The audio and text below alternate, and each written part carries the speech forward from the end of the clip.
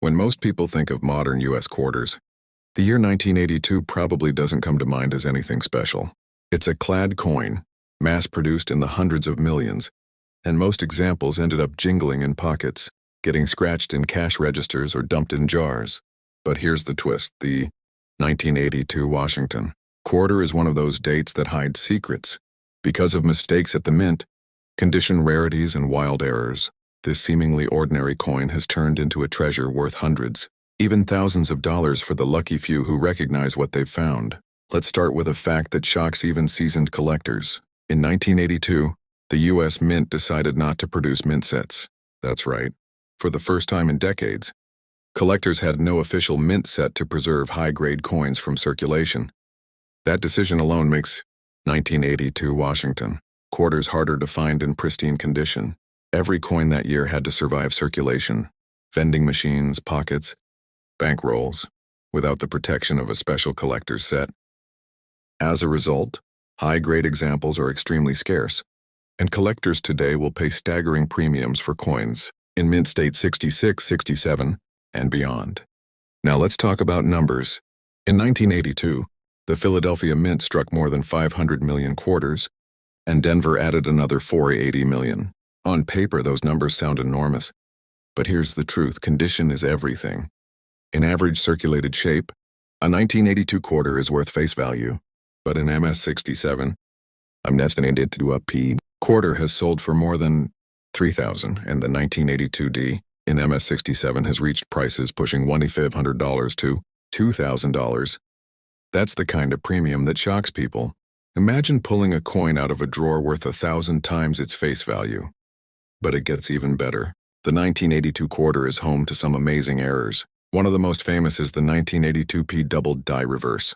On these coins, the word United States of America and E pluribus unum show clear doubling. At first glance, it looks like shadow lettering, but under magnification, the doubling leaps out. High-grade examples of this error can sell for $1,000 to $2,000. Another valuable piece is the off-center strike errors. Quarter struck 40%.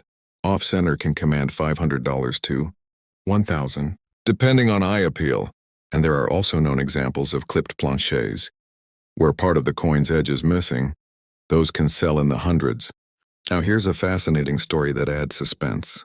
In the early 1980s, coin roll hunters began to notice that 1982 quarters were turning up, with surprising frequency and slightly better condition than expected, but only from certain sealed bank rolls. Collectors started hoarding these rolls, hoping to find gems that could grade high. Decades later, those who had the foresight to stash away 1982 rolls saw massive payoffs. Coins that once seemed ordinary were now selling for hundreds or thousands apiece, simply because top-condition survivors were so rare. But let's raise the stakes. A few ultra-high-grade examples, coins graded MS68, have reached truly shocking levels at auction. A 1982p quarter in MS68 hammered for more than $10,000. Yes, a clad quarter worth $10,000. That's the power of scarcity when supply is almost non-existent. The law of supply and demand takes over, and collectors locked in bidding wars push prices into the stratosphere. Let's break down the highlights in price terms. 1982 PMS 67, around $3,000, sometimes more. 1982 DMS 67 up to $2,000. 1982 PMS 68, more than $10,000. 1982 double die reverse up to $2,000. Off-center strike errors $500 to $1,000. Clipped planchets and other mint errors $200 to $500 plus. Now let's imagine this scenario. You're going through pocket change looking at dates. Most coins are recent, 1990s, 2000s, even brand new 2020s. Then you spot it, a 1982 quarter. You almost dismiss it, but something catches your eye. The lettering on the back looks strange. You grab a magnifier. The words United States of America appear doubled, clear as day. Your pulse quickens. Could it be? You send it for grading, and it comes back confirmed as a 1982 double die reverse in mint state condition. At auction, it brings $2,000. All from a coin you nearly ignored. That's why collectors emphasize always checking your change. The 1982 quarter is a perfect example of how a common year can hide spectacular treasures. Most people have handled hundreds of these coins over their lifetime without ever thinking twice. But the rare few who slow down, study, and recognize the signs can uncover a jackpot. And let's not forget, even ordinary 1982 quarters in uncirculated rolls are worth saving, because every year that passes, fewer survive in pristine condition. Scarcity grows, demand increases, and values climb. It's the simple but powerful truth of coin collecting. The rarer the supply, the higher the price. So the next time you see a 1982 Washington quarter, remember this. To most it's just 25 cents, but to the collector who knows what to look for, it could be $500, $2,000, or even $10,000. That's why every coin has to be checked, every date studied, and every small detail inspected, because the difference between ordinary might be staring you in the face. The 1982 Washington quarter teaches us something important. Hidden treasures don't just exist in gold. When you think of coins that could be worth thousands of dollars, the 1971 Washington quarter isn't usually the first one that comes to mind. After all, it's a clad coin, not silver, struck at the Denver Mint during a period of massive production. Most collectors and everyday people assume it's just pocket change, nothing more. But what if I told you that certain examples of this very coin have sold for staggering amounts, and that some of the rarest errors and highest grades can transform a 25-cent piece into a treasure worth 4, even 5 figures? Let's rewind for a moment. The year is 1971. The United States Mint has fully transitioned away from silver coinage for circulation. Every Washington quarter struck at the Denver Mint this year was made with the modern, copper-nickel-clad composition. Over 109 million quarters were struck at Denver in 1971, an enormous mintage. On paper, that means the 1971 should be one of the most common coins of its time. But here's the truth. High-quality examples and spectacular mint errors are so rare that they've become valuable collectibles in their own right. So why is this coin so special? It all comes down to supply and demand. While hundreds of millions were struck, very few survived in pristine condition. The average 1971 you'll find in change today is scratched, worn, and worth exactly face value. But the few survivors, graded in mint state 67 or higher, can sell for thousands of dollars at auction. For example, an incredible 1971 quarter graded MS67 by PCGS sold for over $3,500. That's right, more than $3,000 for a coin that originally cost just a quarter. And here's where it gets even more dramatic. Experts believe fewer than a dozen coins exist in that grade or higher, making them extreme condition rarities. The simple fact is that demand from registry collectors far outstrips the tiny supply, which drives the prices through the roof. But condition rarity isn't the only story of the 1971 quarter. Some of the most valuable pieces come from dramatic mint errors. Imagine finding a 1971 quarter struck off center by 50%, leaving half of the design missing. These types of errors regularly sell for $500 to $1,000, even smaller off-centers, and say 30 to 20%, can bring hundreds of dollars if well struck and visually appealing. Another jaw-dropping rarity is when a 1971 quarter was struck on the wrong planche. Yes, mistakes happened, and there are confirmed examples of 1971 quarters struck on dime or cent planches. These coins are undersized, lightweight, and instantly noticeable. Wrong planche errors from this year have sold for $2,000 to $5,000, depending on grade. Collectors also hunt for double die varieties. While not as famous as the 1972 double die Lincoln cent, there are reports of minor doubling on some 1971 quarters. And if a strong variety ever surfaces in high grade, the price could explode.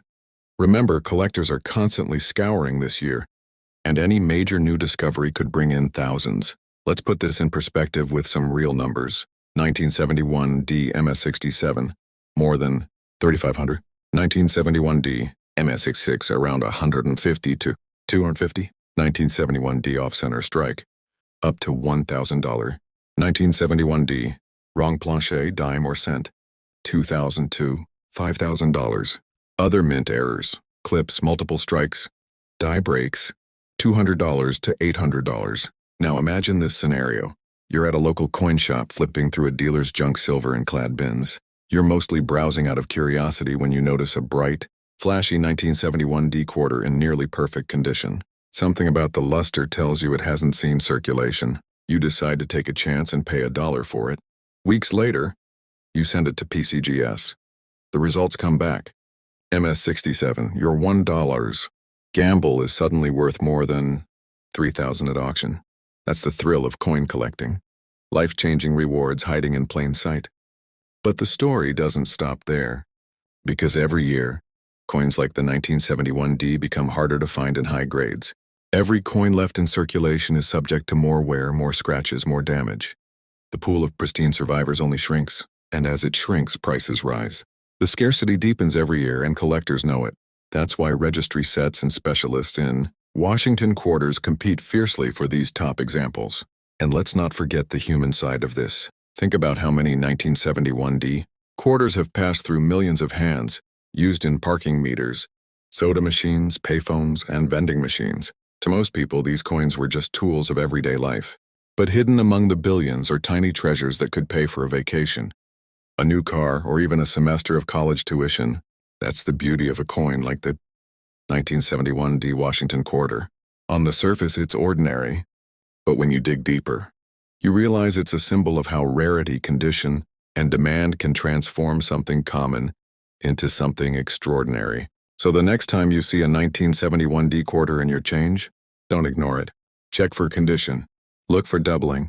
Weigh it carefully in case it's struck on the wrong planche. Because what seems like just another 25 cents could be worth hundreds, thousands, or more. This coin proves an important lesson for collectors.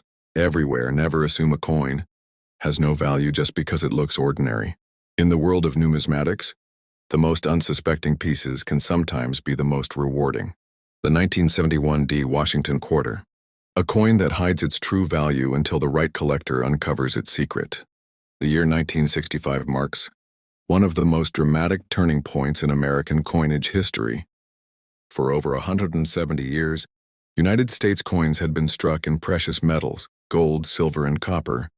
But that all changed in the mid-1960s. Rising silver prices had created a crisis. People were hoarding coins, especially dimes, quarters, and half dollars.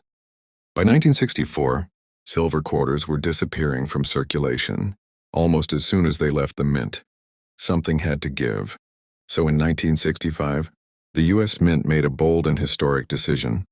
The Washington quarter, for the first time, would no longer be struck in 90% silver. Instead, it would be made from a new clad composition, a sandwich of copper and nickel, bonded together. This decision transformed the quarter forever. And while most 1965 quarters may seem common today, after all, the mintage was over 1.8 billion coins, and certain rare survivors and dramatic mint errors have made this coin one of the most exciting issues in modern U.S. numismatics. The silver transition mystery. Now here's where things get truly fascinating. Even though the mint officially switched to clad in 1965, some leftover 90% silver planches were accidentally fed into the presses. That means a tiny number of genuine 1965 silver Washington quarters exist. Collectors have confirmed multiple examples, weighing around 625 grams, the same as the old silver quarters, instead of the standard 5.67 grams for clad. These rare transitional errors have sold for astonishing amounts. In fact, one certified silver 1965 quarter sold at auction for over $7,000. Others have brought $5,000 to $640 depending on condition. Imagine finding one of those in change today. Condition rarity. But silver planches aren't the only story. Because of their enormous mintage, most 1965 quarters entered circulation immediately, bouncing through vending machines, payphones, and coin-operated laundries. As a result, high-grade survivors are extremely scarce. A typical circulated 1965 quarter is worth only face value, but in the highest mint state grades, collectors pay huge premiums. A PCGS MS-67 example is sold for more than $2,300. An MS-68, population numbers are microscopic, and one specimen reached nearly $4,000 at auction. Dramatic mint errors. And then, of course, there are the dramatic mint errors. Off-center strikes from 1965 can fetch anywhere from $200 to $1,000, depending on how dramatic they are. Clipped planchets are also popular, usually selling in the $100–300 range. Even more dramatic are the wrong planchet errors. Imagine a 1965 quarter struck on a dime planchet. Lightweight, undersized, and visually shocking. These have sold for $1,500 to $3,000. The most valuable are the rare silver planchet errors we talked about earlier, bringing $7,000 plus. Why this coin matters. The 1965 quarter isn't just another piece of pocket change. It represents the end of America's silver coinage tradition. Collectors often describe it as a bridge coin, connecting the classic silver era with the modern clad era. And because of that transition, it's surrounded by mystery and excitement. Think about it this way: if you held a 1965 silver quarter in your hand, you'd be holding a 1 in a million mistake from one of the most pivotal moments in U.S. mint history. That's why so many collectors weigh their 1965 quarters carefully, hoping to discover one of these elusive treasures.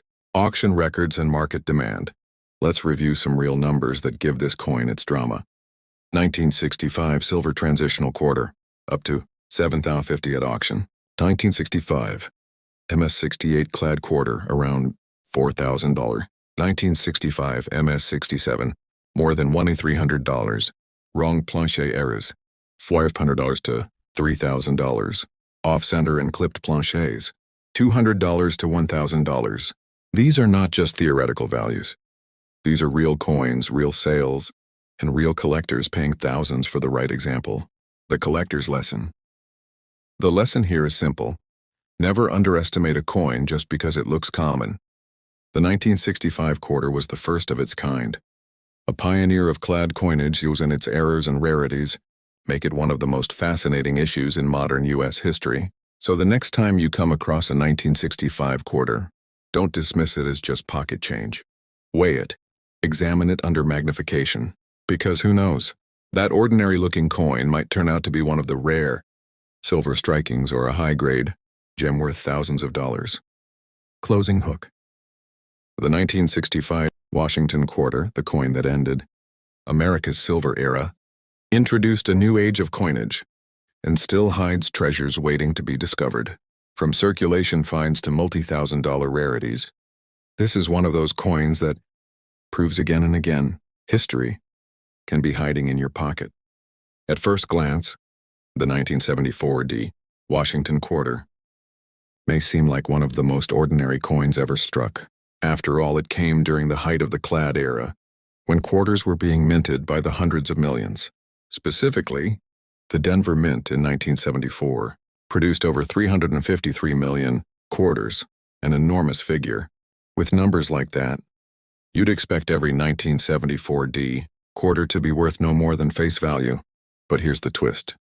While the vast majority are indeed worth only 25 cents, a small fraction of these coins hide staggering value, whether it's pristine high-grade survivors, doubled dies, or dramatic mint errors. The 1974 quarter has surprised collectors time and again. Let's dive into why. The mintage flood. In the early 1970s, the mint was cranking out clad coinage at a furious pace. The silver era had officially ended a decade earlier, and now it was all copper-nickel clad. By 1974, quarters were everywhere. Vending machines, laundromats, arcades circulating heavily. Almost all of them got nicked, scratched, and worn down quickly. That's why high-grade survivors from 1974 are far scarcer than the massive mintage would suggest. Highest auction prices. Now let's get to the shocking numbers that make collectors pay attention. A 1974 Washington quarter graded MS67 Plus by PCGS, sold for $3,525 at auction. That's thousands of dollars for a coin most people wouldn't look at twice. Another example in MS67 crossed the block for nearly $2,000. Even an MS66 Plus has brought over $400, proving that condition rarity drives serious collector demand. Think about that.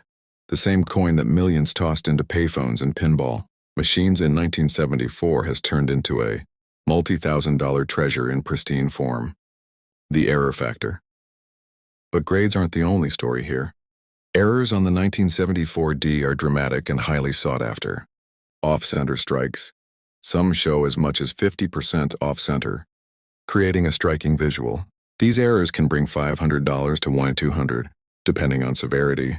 Double strikes, a quarter struck twice, especially if both impressions are visible, can soar to $2,500 plus. Clipped planchets with clean crescent-shaped cuts.